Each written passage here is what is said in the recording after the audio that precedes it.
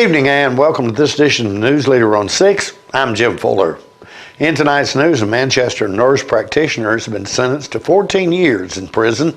Tullahoma High School singers have received honors, and at this week's Tullahoma Board of Mayor and Alderman meeting, the fire department gave their annual report. We'll have these stories and more on tonight's News Leader on 6.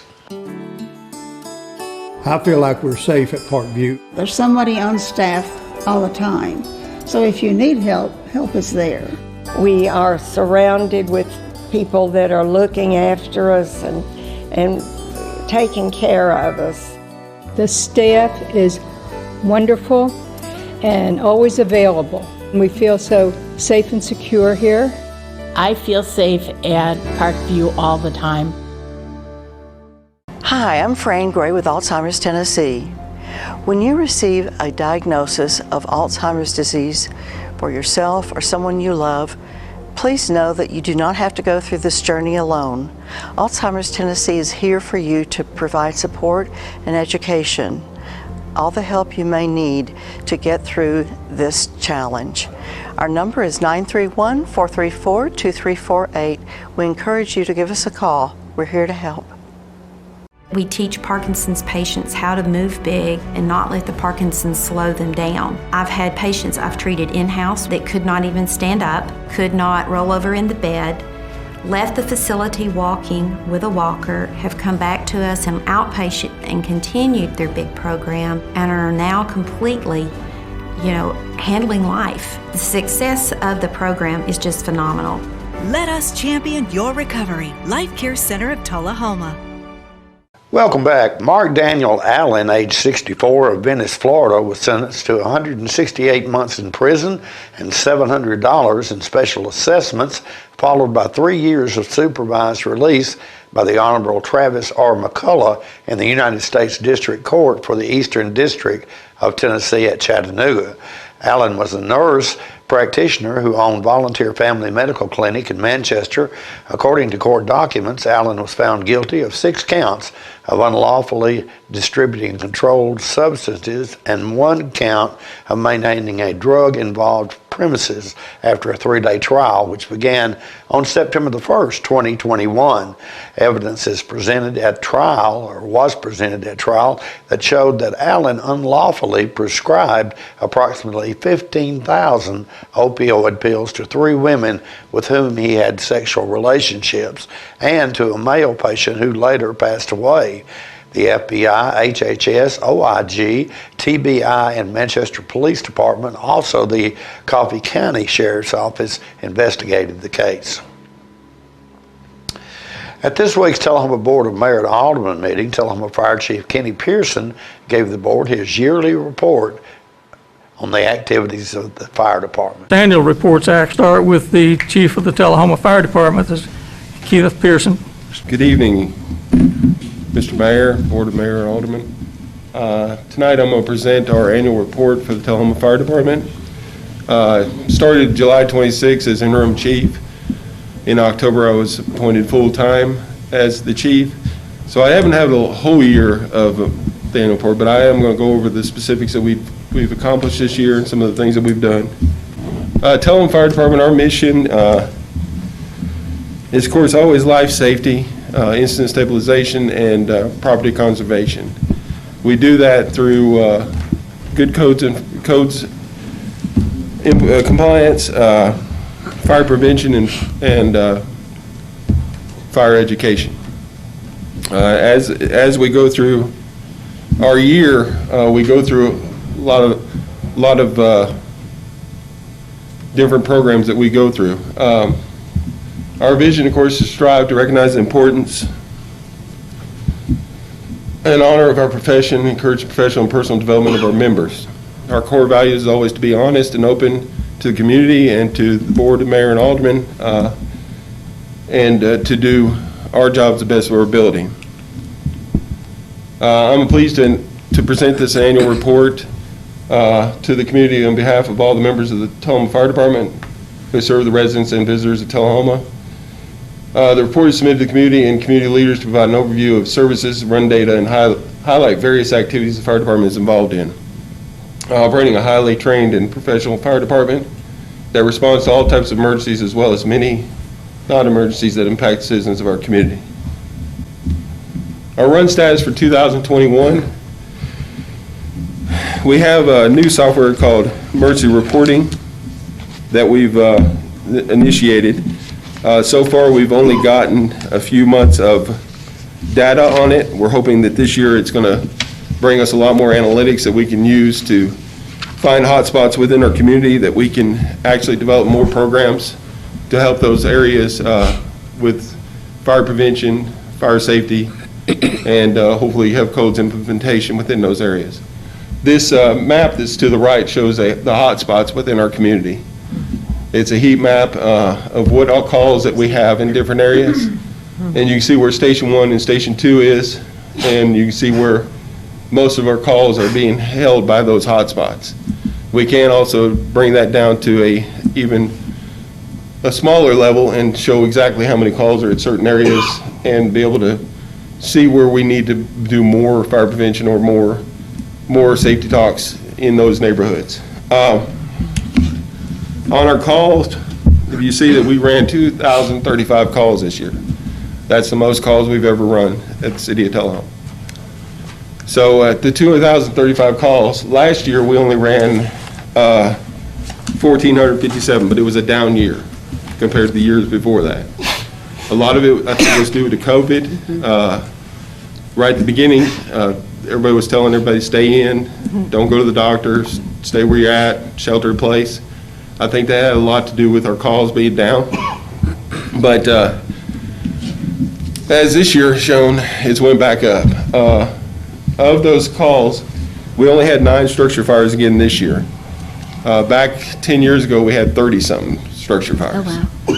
So I think with what we've been doing with our fire prevention, our fire assessments, and our code implementation, I think it's helped a lot in this part of what we do. We'd much rather prevent a fire than we would have to respond to one. But we are there if we need to. Had 9 structure fires, 47 other fires. Those other fires can be garbage can fires, trash fires, brush fires, things of that nature. MVAs with injuries, 153 of those last year. A lot of those happened on Jackson Street and in various areas that we have that are congested and have a little bit harder time motorists getting in and out. Our medical calls are up to 1,293 this year. That is our highest number of medical calls as well. So we've had some firsts this year, quite a bit of extra calls.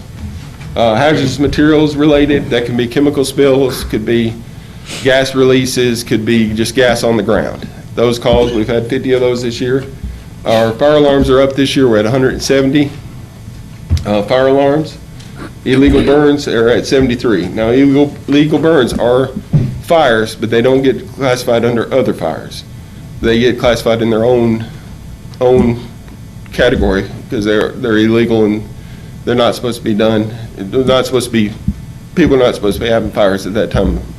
We'll be right back with the second half of Chief Pearson's report after these messages. MacArthur Manor Assisted Living is passionate about creating better experiences for our Manchester seniors. Our residents describe us in a few words. Welcoming. When you walk through the doors at MacArthur Manor, we'll treat you like family. Caring. Through high standards of personalized care, we help residents live life to its fullest. Engaging. With a wide range of life-enriching activities, there is something for everyone at MacArthur Manor. With our residents and staff now vaccinated, call us today to schedule your safe and personalized tour. There's a lot of talk about the risks associated with the COVID-19 vaccine, but the reality is, it's safer than going for a run. Give it a shot. Find a free appointment today at covid19.tn.gov. We tend to lose our motivation when we have something that's chronic, but you've got to do what you can early on as you can.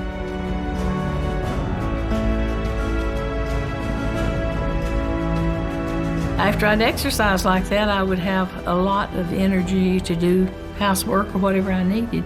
Well, I would recommend it highly to anyone at any degree of Parkinson. Let us champion your recovery. Life Care Center of Tullahoma. Welcome back. We now return to the most recent Tullahoma Board of Mayor and Alderman meeting with the conclusion of Fire Chief Kenny Pearson's annual report to the board. Our 5-year status from 2016 to 2021, you can see that the structure fires have stayed pretty much the same since our codes, our fire prevention plans have been in effect. We've kept them down to in the single digits to just 10 or 11 over probably the last 5 to 8 years. Our MVAs, of course, they keep ticking up. The more people that we get in town, the more people we're going to have wrecks. Medical calls have went up significantly over the last 5 years. Went from 567 in 2016 to 1,293 in 2021. So that is a significant increase for what we do on that. Now, on our fire alarms, they've also increased over the years. More businesses in town, more people having alarm systems through codes implementation. We're going to see some of that will happen. We continue to serve those clients and try to continue to help them to remedy those situations. And most of the times, once we went over there a couple of times, we can pretty much pinpoint what's happening, and they'll get the situation taken care of. So it looks like in the past 4 or 5 years or so, a significant higher percentage of what you are dealing with are medical-related issues, and I didn't know if that is typical across the board within other fire departments, and if I feel like a couple years ago there was something that we voted on that was regarding training around EMT, and I didn't know if that's something you're looking at doing more of, because I was shocked to see those numbers. Yeah, we just updated our MOUs this past year, but we didn't change anything as far as the calls that we go to. The calls that we go to are still pretty much the same as what we've always gone to. Mm-hmm. It's just more and more people are needing our services. There's also a lack of emergency medical professionals within our community, and that's also a factor in what we're having to do as a department, and be able to first respond to these cases where they need to. The change in our MOUs didn't do anything as far as what calls we go to. It did change what level of service we could provide. Right. Okay. So we have increased our level of service, but with having an inadequate, not say inadequate, but just having that shortage in the EMS professional field, and them being able to keep the ambulances where they need to be at all times, makes us run a lot more so that we can protect our community and continue to do that. And that's where my question was going to, is it seems like at some point, will there need to be an expansion of the types of vehicles you have in staff that you have to be able to handle that type of medical stray? We haven't crossed that yet. Okay. I was also going to ask about the training. So 17,000 hours of training is a lot. About how much of that do you think is EMT related? I would say that probably 30% of it's EMT related, 30 to 35%. The rest of it is mostly tactical skills, and we do a lot of training, of course, fire response, also MVAs, motor vehicle accident extrication, hazardous materials, rope rescue. We have a rope rescue team that responds to the falls quite a bit. We've gotten a lot of people out of the falls either by their own means of egress or by us carrying them out. So we've done a lot to try to improve that area, because I know the first time I went down there, I had no idea where I was going to. It was the first call I ever went to down there. And just to find these people, we've done a lot of work in our mapping, and we go out there and do a lot of training to make sure that we know the area and where we're going. And when they tell us it's off the white trail or the blue trail, we know the area that we're trying to get to. We've also set up places where we can take people out in different areas through different fields. We've scanned the whole area. Hazardous materials has always been prevalent since 2011. It really ramped up, and we're part of the District 6 response team. So we do have a hazmat decontamination unit that we do training on yearly. We have hazmat techs that are able to use the level A suits and go in and try to remedy a situation. Thank you for that. You're welcome. Thank you. Any further question? Hearing none, Chief, thank you very much for your report. A great department you have. Thank you. Thank you. Tullahoma High School recently had 8 singers chosen to their respective honor choirs, with one student, Ann Duncan, being named an all-state selection. Tullahoma had 19 students take part in these virtual auditions. Students had to prepare music selected by the Middle Tennessee Vocal Association Board. Freshmen were required to sing an English piece from the Renaissance era, while 10th, 11th, and 12th grade students auditioning for Mid-State sang 2 pieces in foreign language. Those recordings were submitted in November. 5 judges critiqued individual singers on their accuracy of pitch, rhythm, expression, language, and musicality. Following the judges' decision, the results were announced in late December. THS Music Director Melissa Hines said, quote, "Having such a high percentage of students in honor choir speaks highly of the dedication and hard work of the choir students. Our students had excellent scores across the board. Even those that did not make an honor choir still auditioned well. I'm very pleased with the progress of the singers throughout this process," and end quote. Lauren Rogers, Josh Ellen Turrentine, Luke Yates, and Duncan were all named to the Middle Tennessee Honor Choir. Rogers and Yates were chosen as All-State alternates, while Duncan was the 4th chair All-State selection. Tullahoma also saw 4 students make the Freshman Honor Choir. Those singers include Layla Cunningham, Abigail Greiner, Elizabeth Womack, and Hannah Warda. TCS Director of Schools, Dr. Katrine Stevens, said, quote, "To be named an honor choir is a testament to how hard each student has worked to accomplish this goal. Additionally, these honors speak high volumes about their director, Melissa Hines, and the work that she has done to prepare these students. This is such an exciting opportunity, and I congratulate these THS singers on their accomplishments," end quote. Both the All-State Choir and Band will meet for rehearsals during the final week in April at the Opryland Gaylord Resort and Convention Center. Those concerts will take place on April 29th and April 30th. Stay with us. More news is coming up in a moment. It's not invoice. It's not MSRP. It's not Christmas Day, although it may feel like it. It's the lowest prices in Middle Tennessee, period. Get to Stan McNabb Chrysler Dodge Jeep Ram or Stan McNabb Chevrolet Buick GMC Cadillac before these prices are gone forever. I was skeptical about getting the COVID-19 vaccine. There are a lot of opinions being shared. But I had the chance to talk with my doctor about my concerns. He told me the vaccines are backed by decades of research, and that the vaccines are proven safe and effective. Now I'm protected and ready to put this pandemic behind us. Join the millions of Tennesseans who have decided to give COVID-19 vaccines a shot. Visit covid19.tn.gov to find an appointment today. Welcome back. The City of Tullahoma Public Works Department is nearing the completion of leaf pickup. Public Works has started its final round of curbside leaf collection. Residents are asked to have the leaves curbside immediately. Director of Public Works Butch Taylor said, quote, "All residential areas have been serviced at least 3 times during the leaf pickup cycle.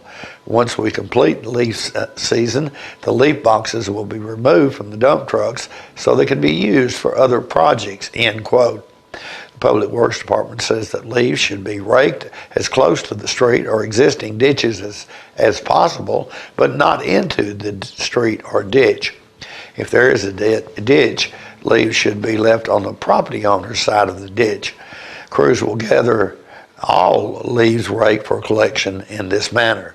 Check your leaf schedule at the city's website. That's tn-tullahoma.civicplus.com, or contact the Public Works Department at 454-1768. Residents are asked to keep in mind that the schedule is not precise, but a guide to show how the work is progressing. Taylor added that after this last cycle, the city will pick up leaves if they are bagged in biodegradable green bags and placed at the curb. One call to the Public Works at 454-1768 and your bags will be picked up within 72 hours. These bags are then composted and mulched. Here are some helpful tips to make sure your leaves are picked up. Rake your leaves in piles not exceeding 2 feet in depth. Do not place your leaves more than 5 feet from the curb or shoulder. Do not block storm drain inlets, and do not mix tree limbs or stumps, metal, lumber, or any other debris with your leaves, as this may injure our employees or damage the equipment. In our continuing coverage of tax advice from the IRS, here's a video highlighting some tax advantages that families don't want to miss out on. If you're raising a family, there are valuable tax credits you may be able to claim, even if you aren't required to file a tax return. First, there's the Earned Income Tax Credit. If you work and are eligible for the credit, you can claim this valuable benefit for up to 3 qualified children based on your filing status and your earned income. There's also the Child Tax Credit. For the year 2021, some older children may qualify for the Child Tax Credit. You may be eligible for this benefit even if you have no income. Finally, you may be able to claim the Child and Dependent Care Credit if you pay for child care while you work, including some preschools and day camps. So, for example, if you have 3 children under the age of 6, for the tax year 2021, you may be eligible for the Earned Income Tax Credit, the Child Tax Credit, and the Child and Dependent Care Credit, giving you a possible tax benefit totaling more than $25,000. Volunteer Income Tax Assistance, also known as VITA programs, in your community can help you file a return to claim these credits. For more information, check out irs.gov and search for terms like EITC, Child Tax Credit, Child and Dependent Care Credit, and VITA.